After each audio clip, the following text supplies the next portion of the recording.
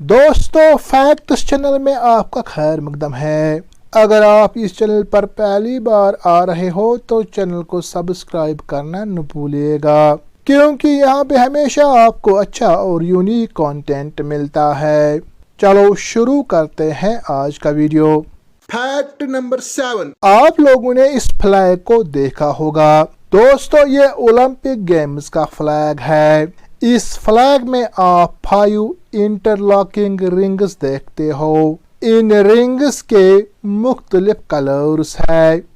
दोस्तों ये जो फ्लैग है ये ओलंपिक गेम्स का फ्लैग है। क्या आप लोगों ने कभी गौर किया इस फ्लैग में क्यों ये 5 इंटरलॉकिंग रिंग्स इस्तेमाल किए गए हैं? दोस्तों ये जो आप 5 इंटरलॉकिंग रिंग्स देख रहे हो ये दुनिया के 5 कॉन्टिनेंट्स को रिप्रेजेंट करते हैं। ये 5 कॉन्टिनेंट्स है यूरोप, एशिया, अफ्रीका, अमेरिका और जो कि 5वां है उसको हम ओशनिया कहते हैं। इसके अलावा ये जो आप 5 इंटरलॉकिंग रिंग्स देख रहे हो इनके माने हैं दुनिया के तमाम खिलाड़ी जो है वो ओलंपिक गेम्स में पार्टिसिपेट करते हैं, तो उस चीज़ को भी ये 5 रिंग्स रिप्रेजेंट करते हैं।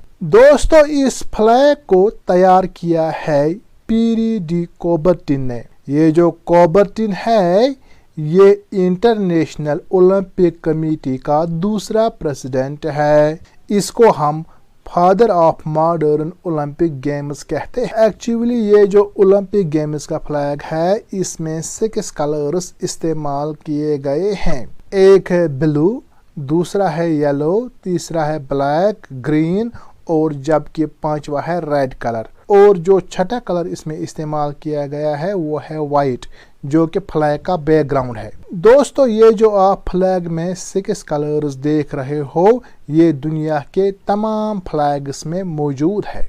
दोस्तों ये जो आप 5 रिंग्स वाला फ्लैग देख रहे हो इसको पहली बार इस्तेमाल किया गया है बेल्जियम ओलंपिक गेम्स 1920 में। चलो दोस्तों अब हम फैक्ट नंबर 6 देखेंगे। आप लोगों ने जीरो एमिशन व्हीकल्स का नाम सुना होगा। इन व्हीकल्स के बहुत सारे फ़ायदे हैं। एक तो ये शोर बहुत कम करते हैं, इनका ये जो कार्बन एमिशन है वो बहुत कम होता है। ये गाड़ियाँ जो है ये एग्जॉस्ट फ्यूम्स पैदा नहीं करते हैं। दोस्तों इसी तरह साउथ कोरियन की एक कंपनी है जिसका नाम है होंडे। होंडे ने एक कार बनाई है जिसका नाम है निक्सो। दोस्तों ये जो निक्सो कार है इसमें बहुत ज़्यादा टेक्नोलॉजी का इस्तेमाल किया गया है। दोस्तों ये जो निक्सो है इसमें zero emission hydrogen fuel cell का इस्तेमाल किया गया है। इस फ्यूल सेल की रेंज है 650 किलोमीटर्स। इसके अलावा इस गाड़ी में एयर प्यूरिफिकेशन सिस्टम लगाया गया है। इस सिस्टम की ये खूबी है कि जो भी पोल्यूशन पेट्रोल और डीजल गाड़ियों से होती है उस पोल्यूशन को ये साफ करती है यह गाड़ी।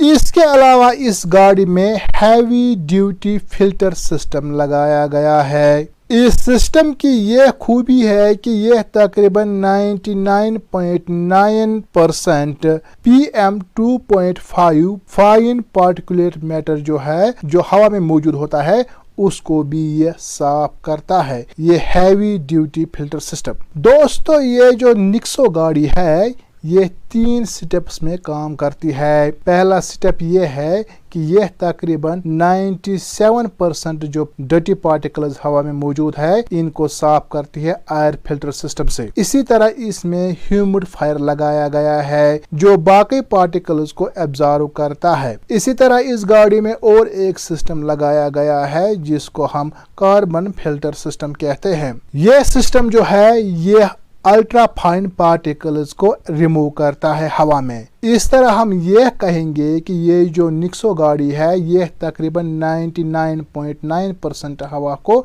साफ करती है। दोस्तों इस गाड़ी में यह एक दिलचस्प बात है कि अगर यह रोड पे 1 घंटे तक चलेगी 26.9 किलो हवा जो है ये साफ करती है। दोस्तों इसका मतलब है कि यह इतना हवा साफ करती है जितना तकरीबन 42 बालिग आदमी इस्तेमाल कर सकते हैं। यानी 1 घंटे में यह तकरीबन 42 आदमियों को साफ हवा फराहम कर सकता है। दोस्तों इस गाड़ी की और एक खूबी है कि इसकी 5 ईयर अनलिमिटेड माइलेज वारंटी है। दोस्तों दुनिया की पहली निक्सो गाड़ी जो है वो अमेरिका को भेजी गई है 2018 में। चलो दोस्तों अब हम फैक्ट नंबर 5 देखेंगे। दोस्तों पूरे दुनिया में बच्चों के एग्ज़ाम्स लिए जाते हैं जो कि प्रेस्टीजियस एग्ज़ाम्स होते हैं। अगर हम हिंदुस्तान की बात करें यहाँ तो नीट एग्ज़ाम लिए जाते हैं, इसी तरह यूपीएससी एग्ज़ाम्स लिए जाते हैं। दोस्तों इसी तरह साउथ कोरिया में एक एग्ज़ाम लिया जाता है जिसको सोनो कहते हैं। इसका दूसरा नाम है कॉलेज स्कॉलिस्टिक एबिलिटी टेस्ट यानी CSAT। इस एग्ज़ाम को पूरे साउथ कोरिया में लिया जाता है 8:40 यानी जो उनका लोकल टाइम है। दोस्तों इस एग्ज़ाम को 3rd थर्सडे ऑफ नवंबर हर साल लिया जाता है। इस एग्ज़ाम में तकरीबन मोर देन 500,000 बच्चे हर साल हिस्सा लेते हैं। दोस्तों इस एग्ज़ाम की यह खूबी है कि यह तकरीबन 8 घंटों तक जारी रहता है। यह एग्ज़ाम जो है ये बच्चों का फ्यूचर डिसाइड करता है, उनके जॉब्स डिसाइड करते हैं, उनकी इनकम डिसाइड करता है, उनकी जो फ्यूचर रिलेशनशिप है उस चीज़ को भी यह एग्ज़ाम डिसाइड करता है। दोस्तों जिस दिन यह एग्ज़ाम शुरू होता है उस दिन पूरा साउथ कोरिया थम सा जाता है। स्कूल के सारे शॉप्स बंद किए जाते हैं, बैंक्स बंद होते हैं, स्टॉक मार्केट जो है वो देरी से खुलता है, तमाम कंस्ट्रक्शन वर्क बंद की जाती है, इसी तरह प्लेन्स को भी रोका जाता है, इसी तरह जो मिलिट्री ट्रेनिंग होती है उसको भी बंद किया जाता है। इसके अलावा खुसूसी मोटर बाइक्स का एहतमाम किया जाता है उन बच्चों के लिए जिनको एग्ज़ाम में देरी होती है। उनको जल्दी एग्ज़ामिनेशन सेंटर में पहुंचाने के लिए इन मोटर बाइक्स का इस्तेमाल किया जाता है जो कि पुलिस करता है। दोस्तों इस पेपर में सिर्फ मल्टीपल चॉइस क्वेश्चन होते हैं, इसके अलावा इसमें 9 शॉर्ट टाइप क्वेश्चंस होते हैं जो कि मैथमेटिक्स के होते हैं। दोस्तों याद रहे कि ये जो पहला पेपर होता है वो नेशनल लैंग्वेज का होता है, 8:40 से लेकर 10 बजे तक होता है यानी 80 मिनट्स का। फिर 20 मिनट का ब्रेक होता है। दूसरा पेपर जो है वो मैथ्स का होता है जो 10:30 से लेकर 12:10 तक होता है। फिर उसमें 50 मिनट का ब्रेक होता है। फिर तीसरा पेपर जो है वो इंग्लिश का होता है जो कि 1:10 से लेकर 2:20 तक होता है। इसके बाद फिर 20 मिनट का ब्रेक होता है। तो इसी तरह ये पेपर्स लिए जाते हैं। दोस्तों चलो अब हम फैक्ट नंबर 4 देखेंगे। दोस्तों आपने स्टीफन किंग का नाम सुना होगा। ये जो स्टीफन किंग है वो अमेरिका का बाशिंदा है। उसकी जो इब्तिदाई ज़िंदगी है वो बहुत मुश्किलों में गुजरी है। दोस्तों ये जो स्टीफन किंग है उसकी इब्तिदाई ज़िंदगी बहुत मुश्किलात में गुजरी है। जब वो 2 साल का था तो उसका बाप मर गया। दोस्तों घर चलाने के लिए स्टीफन किंग और उसकी जो बीवी है वो दिन रात मेहनत करती है अपनी घर चलाने के लिए। दोस्तों उनको इतनी गुर्बत थी कि अगर उनको कहीं शादी में जाना था तो उनको कपड़े उधार लेने पड़ते थे। उनके पास जो टेलीफोन था उसको भी बेच दिया है, इतनी गुर्बत थी उनको। दोस्तों ये जो स्टीफन किंग था इब्तिदा में उनको इतने रिजेक्शन लेटर्स मिले हैं जिसका आप अंदाज़ा नहीं लगा सकते हैं। स्टीफन किंग जो है ये सारे लेटर्स जमा करता था। अपनी पहली किताब भेजने के लिए उससे पहले 60 रिजेक्शंस का सामना करना पड़ा। दोस्तों जो उसकी पहली किताब थी द गिलास फ्लोर उसको $35 में भेजा गया था, लेकिन उसने हिम्मत नहीं हारी। 2006 तक उसने 350 मिलियन कॉपी भेजी है अपनी किताबों के। इसके अलावा उसने 65 नावल्स भेजे हैं। उनके 7 नावल्स ऐसे हैं जिनमें उसने पेन नेम का इस्तेमाल किया है, रिचर्ड बचमन। दोस्तों इतना ही नहीं बल्कि उसने 200 शॉर्ट स्टोरीज भी लिखी है। दोस्तों ये जो स्टीफन किंग है वो इतना मशहूर हुआ, उसको ब्राम स्टोकर अवार्ड्स मिले हैं, वर्ल्ड फैंटेसी अवार्ड्स मिले हैं, ब्रिटिश फैंटेसी सोसाइटी अवार्ड भी मिला है। चलो दोस्तों अब हम फैक्ट नंबर 3 देखेंगे। दोस्तों आपने नोमोफोबिया का नाम सुना होगा। ये एक जहनी बीमारी है। इस बीमारी में एक आदमी को डर रहता है मोबाइल फोन न होने का या मोबाइल कांटेक्ट न होने का। यानी इसमें एक मर्द या औरत को डर रहता है कि उसके पास मोबाइल फोन नहीं है या उसके पास मोबाइल कांटेक्ट नहीं है। ये एक किस्म की बेचैनी होती है। दोस्तों ये बीमारी हाई स्कूल और कॉलेज बच्चों में ज्यादा पाई जाती है।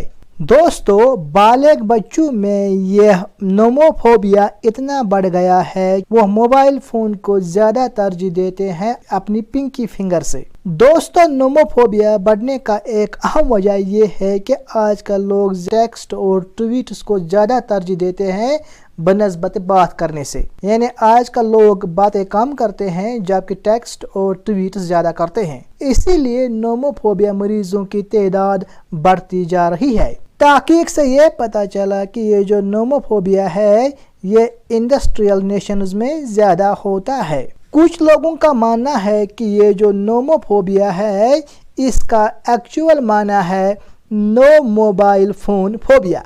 दोस्तों ये जो नोमोफोबिया है इसको डिस्कवर किया गया है 2010 में। आप लोगों को पता होगा YouGov जो है ये एक ऑर्गेनाइजेशन है इंग्लैंड में। 53% लोगों में तब बेचैनी पैदा होती है जब वो अपने मोबाइल फोन को खोते हैं या मोबाइल फोन की बैटरी डेड हो जाती है या उनका नेट पैक खत्म हो गया हो या कहीं पे नेटवर्क नहीं होगा। उस स्टडी से हमें यह भी पता चला कि 58% मर्द जबकि 47% औरतें इस बीमारी के शिकार हो जाते हैं। दोस्तों ये जो नोमोफोबिया है इसको हम बिहेवियरल एडिक्शन भी कहते हैं। इसके बहुत सारे कैरेक्टरिस्टिक्स जो है वो ड्रग एडिक्शन से मिलते जुलते हैं। दोस्तों ये जो नोमोफोबिया है इसके बहुत सारे ट्रीटमेंट्स दरियाफ्त किए गए हैं। एक ट्रीटमेंट है कॉग्निटिव बिहेवियरल साइकोथेरेपी,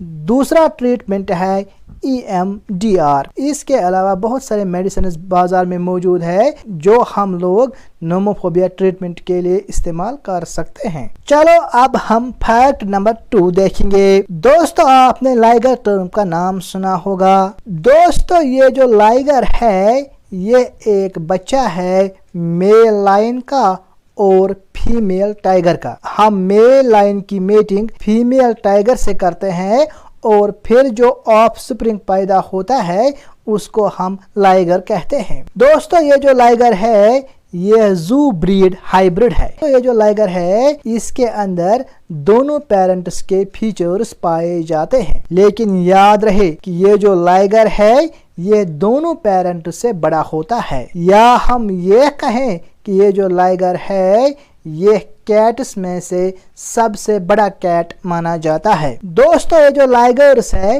वह अक्सर स्टाइल होते हैं जबकि फीमेल लाइगर जो है वो कभी कभार बच्चे पैदा करते हैं। दोस्तों इसी तरह और एक टर्म है टाइगन। टाइगन भी एक ऑफस्प्रिंग होता है। ये किस तरह पैदा होता है? जब हम मेल टाइगर की मेटिंग करते हैं फीमेल लाइन से। यानी जब हम मेल टाइगर की मेटिंग करते हैं फीमेल लाइन से तो फिर जो बच्चा पैदा होगा उसको हम टाइगन कहते हैं। दोस्तों ये जो टाइगन होता है उसका साइज पेरेंट्स के बराबर होता है। चलो अब हम फैक्ट नंबर 1 देखेंगे।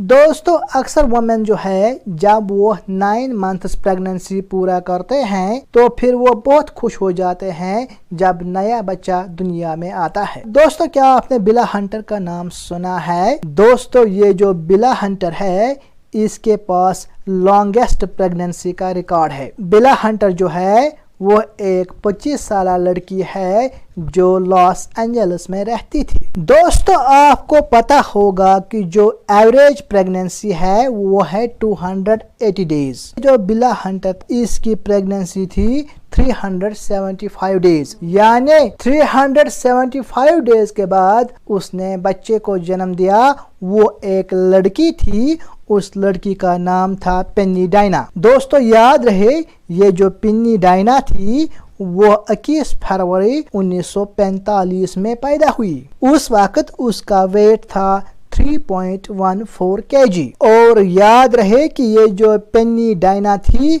वो एब्सोल्युटली नॉर्मल गर्ल थी, यानी पूरी तरह वो नॉर्मल थी। उसको कोई बीमारी नहीं थी, ना ही इसको कोई एबनॉर्मलिटी थी।